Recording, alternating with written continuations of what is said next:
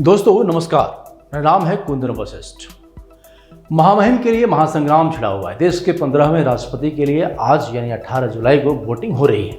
इस दौरान इसमें से करीब 4800 सांसद और विधायक वोट डालेंगे। इस चुनाव में एनडीए यानी नेशनल डेमोक्रेटिक अलायंस की उम्मीदवार द्रौपदी मुर्मू की, जिनकी जीत लगभग तय मानी जा रही है। उन्होंने 60% से ज़्यादा वोट मिलने का अनुमान लगाया जा रहा है। अगर द्रौपदी मुर्मू ये चुनाव जीत जाती हैं तो वो देश की 15वीं और दूसरी महिला राष्ट्रपति होंगी। उनसे पहले प्रतिभा पाटिल देश की राष्ट्रपति रह चुकी हैं। तो वहीं विपक्ष की ओर से इस रेस में यशवंत सिन्हा को उतारा गया है, जो तृणमूल कांग्रेस के नेता हैं। एनडीए की राष्ट्रपति उम्मीदवार द्रौपदी मुर्मू के बारे में आपको थोड़ी और जानकारी दे देते हैं। उनका जन्म 20 जून 1958 को उड़ीसा के मयूरभंज जिले के बैदापोसी गांव में हुआ था। वो आदिवासी संथाल परिवार से ताल्लुक़ रखती है।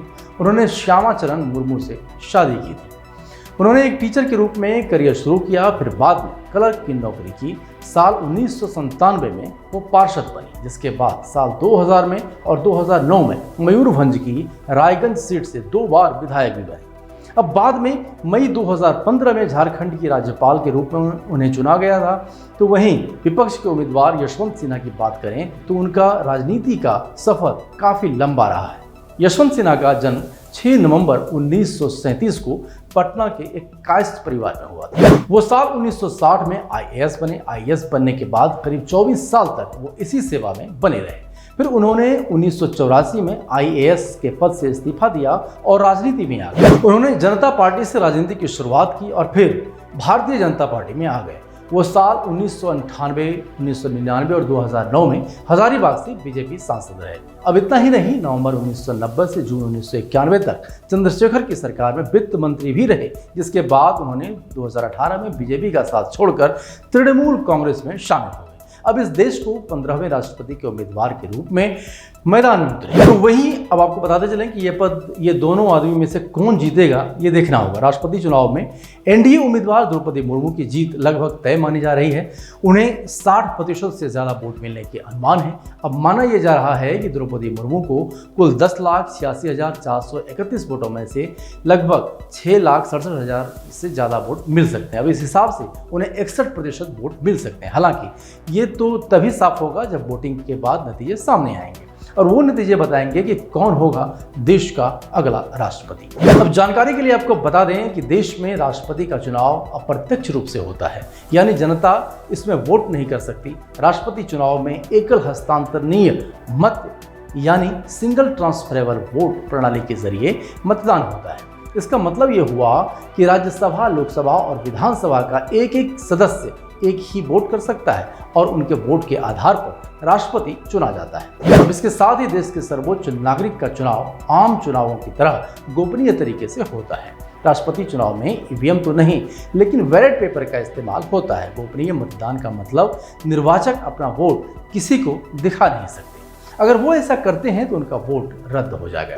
लोकसभा और राज्यसभा के सांसदों को जहां हरे रंग के मतपत्र का प्रयोग किया जाता है, वहीं विधायकों को गुलाबी रंग के मतपत्र मिलते हैं, जिसमें वोटर को प्राथमिकता के आधार पर वोट देना होता है। जैसे अगर चुनाव में 3 उम्मीदवार खड़े हैं तो वोटर को अपनी पहली, दूसरी और तीसरी पसंद बतानी ही होगी। हालांकि इस चुनाव में 2 ही उम्मीदवार हैं, इसलिए वोटर को पहली और दूसरी पसंद ही बतानी होगी। इस चुनाव में लोकसभा के 543, राज्यसभा के 233 और विधानसभा के 4033 सदस्य वोटिंग कर रहे हैं। इस तरह कुल 4,809 वोटर्स होंगे जो वोट डालते हैं। आपको बता दें कि मौजूदा राष्ट्रपति रामनाथ कोविंद का कार्यकाल 24 जुलाई को खत्म हो रहा है। इससे पहले ही देश को नया राष्ट्रपति मिल जाएगा। अब राष्ट्रपति चुनाव के लिए वोटों की गिनती 21 जुलाई को होगी, जबकि नए राष्ट्रपति 25 जुलाई को राष्ट्रपति पद की शपथ लेंगे। अब आपके लिए ये भी जानना बेहद ज़रूरी है कि राष्ट्रपति पद का महत्व क्या है। अक्सर ऐसा कहा गया है कि सारे अधिकार और शक्तियां प्रधानमंत्री के पास ही होती हैं, तो राष्ट्रपति के पद का महत्व है क्या आखिर? लेकिन ऐसा नहीं है। राष्ट्रपति और प्रधानमंत्री के अपने अपने क्षेत्र हैं। राष्ट्रपति को प्रमुख दायित्व प्रधानमंत्री को नियुक्त करना और संविधान का संरक्षण करना होता है। कोई भी बिल उनकी मंजूरी के बिना पास नहीं हो सकता। राष्ट्रपति मनी बिल को छोड़कर किसी भी बिल को पुनर्विचार के लिए भेज सकते हैं। इतना ही नहीं, देश के राष्ट्रपति तीनों सेनाओं का प्रमुख भी होता है। तो ये होती है देश की राष्ट्रपति की पावर। फिलहाल अभी तो देश की निगाहें उनके नए राष्ट्रपति की ओर टिकी हुई है और हर कोई ये जानना चाहता है कि उनका अगला राष्ट्रपति कौन होगा।